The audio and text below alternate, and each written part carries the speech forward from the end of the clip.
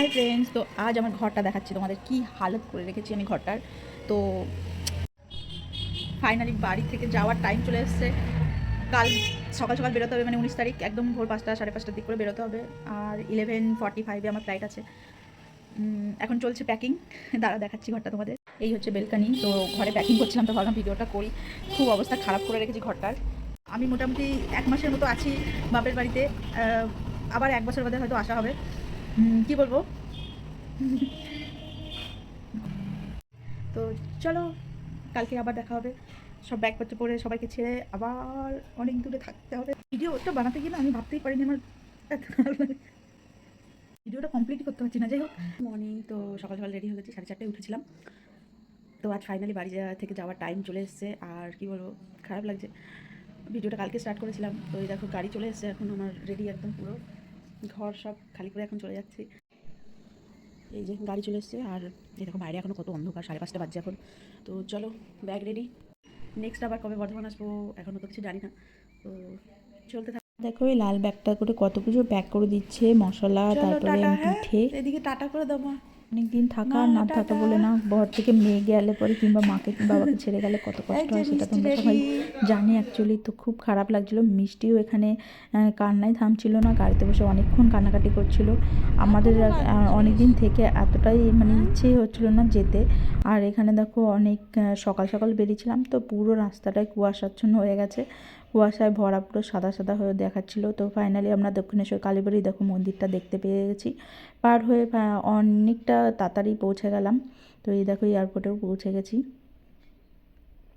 এয়ারপোর্টে তাড়াতাড়ি করে নেমে গিয়ে আমরা বেশ বাবার সঙ্গে একটু হ্যালো হাই বাই বাই করার পর তারপর বাবাকে তাড়াতাড়ি ছেড়ে দিলাম। বাবার আবার তাড়াতাড়ি বাড়ি পৌঁছাতে হবে। আর সত্যি বলতে নিলাম বলে তাড়াতাড়ি আমাদের চলে যেতে হচ্ছে। তাড়াতাড়ি না, প্রায় তাও 1 মাস হয়ে গেছে, বেশি আর কতদিন থাকবো।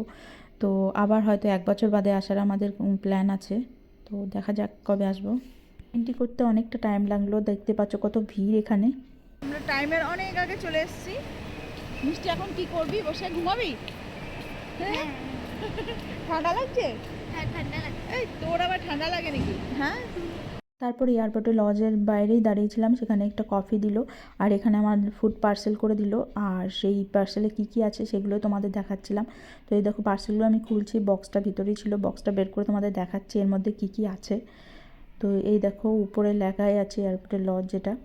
তো এর মধ্যে দেখো অনেক রকমের খাবার দিয়েছে। এখানে আলু পরোটা আছে, আর আছে এখানে চিকেন কিমা, তারপরে এখানে আছে রাজমা, আর আছে এখানটায় যেটা হচ্ছে কি না হটডগ, আর সাথে একটা পেস্ট্রিও দিয়েছিল, কেক দিয়েছিল।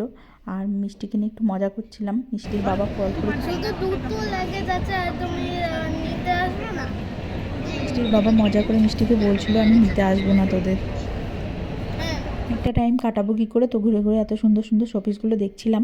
তো এই করতে করতে অনেক টাইম চলে এসছে। আবার দিল্লি যেতে হবে এখান থেকে ডাইরেক্ট। তো সেগুলো ভিডিও দেখাবো তোমাদের। গিয়ে বেশি টাইম পাবো না, তো ওখানে আর ভিডিও বানাতে পারবো কি না জানি না। কিন্তু এই দেখো এখানে মিষ্টি আর আমি বসেছিলাম, মাঝখানে সিটটা খালিই ছিল। তো বেশ আরামেই গিয়েছি। আর এখানে তারপর আবার একটু খাবার টাবার নিয়ে নিলাম, প্লেনের মধ্যে বসে একটু খেলাম। তো যেতে যেতেই দেখো এই কী সুন্দর ডলফিনের মতো একটা বড় প্লেন দেখলো মিষ্টি, ওর বেশ ভালো লাগছিলো। তো সেখান থেকে আবার এই দেখো দিল্লি ফ্লাইটে চেপে গেছি। দিল্লি এয়ারপোর্টে বসে আমি আর টাইম পাইনি ভিডিও বানানোর। তো এখানে মিষ্টি আবার নেক্সট ফ্লাইটে যখন চাপলো সেখানে নিয়ে নিল চিকেন নুডলস। আর আমার একটা কমপ্লিমেন্টারি ছিল কফি। তো সেখানেও আমি একটা কফি নিয়ে নিয়েছি। এই দেখো চিকেন নুডলস খাচ্ছে মিষ্টি, সেটাই দেখাচ্ছে। তো সবথেকে বড় ব্যাপার, আমাদের দুজনের পাশে যে উইন্ডো সিটটা সেখানে একটা মানে বসেছিল একটা আঙ্কেল হোক স্যার হোক যাই হোক, কিন্তু এত জোরে জোরে নাক ডাকছিল, খুব বিরক্ত লাগছিল, খুব জোরে জোরে নাক ডাকছিল, কিছু বলতে পারিনি। তো এখানেই দেখো আমাদের একটা স্যাম্পেল দিয়েছিল সিক্রেট টেম্পটেশনের। তো এই দেখো খুব ভালো ছিল। তো এই ফাইনালি আমরা সুরাট চলে এসেছি। আসার পর মিষ্টি রাস্তায় কেএফসি দেখে কেএফসি খেতে মন চাইলো, তো মিষ্টির বাবাকে নিয়ে আমরা কেএফসিতে চলে এলাম। আর কেএফসিতে এনজয় করছিলাম। এই করেই তারপরে আমাদের বাড়ি পৌঁছাতে অনেকটা টাইম লেগেছে। ওটা এখানেই শেষ করলাম, দেখা হবে নেক্সট ব্লগে।